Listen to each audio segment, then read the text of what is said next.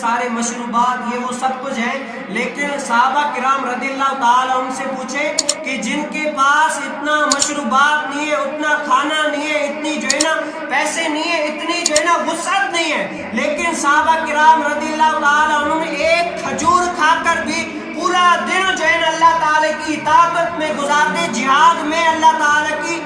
نافرمانی سے ہٹ کر وہ اللہ تعالیٰ کی اطاعت میں گزارتے، ایک کھجور سے روزہ رکھتے اور ایک کھجور سے روزہ کھولتے، لیکن کبھی بھی انہوں نے یہ نہیں کہا کہ یار ہمارے پاس تو کھانے کے لیے کچھ چیز نہیں، ہم روزہ نہیں رکھ سکتے، ہمارے پاس تو کھانے کے لیے کچھ ہے نہیں، روزہ افطار کے لیے نہیں ہے، سحری کے لیے کچھ نہیں ہے، ہم کیسے روزہ رکھیں؟ لیکن صحابہ کرام رضی اللہ عنہ نے کبھی بھی اپنی زبان پر یہ نہیں کہا کہ ہمارے پاس اتنے ہے نہیں کہ ہم روزہ رکھیں، ایک کھجور کا دانہ کھا کر بھی روزے رکھے سارے،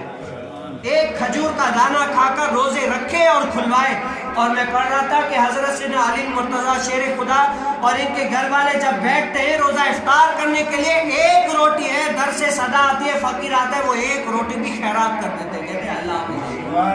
حافظ، کہتے ہیں یہ فاطمہ رضی اللہ تعالیٰ عنہ کا گھر ہے، یہ علی المرتضیٰ کا گھر ہے کہ یہاں سے کوئی فقیر کھالی جائے، یہ ہو ہی نہیں سکتا، ایک روٹی بھی خیرات کر دی، خود پانی سے روزہ افطار۔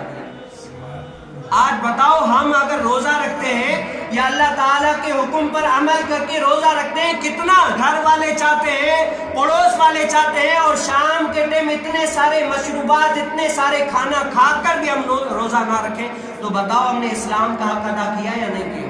وہ صحابہ تو ایک کھجور کھا کر بھی روزہ رکھ رہے ہیں، آج ہم ہٹے کٹے ہو کر اتنے سارے اللہ تعالیٰ نے جوانی دی، سب کچھ دیا، لیکن اتنا سارا کھا کر بھی روزہ نہ رکھے، تو بتاؤ رب تعالیٰ ہم سے راضی ہوگا یا ناراض ہوگا؟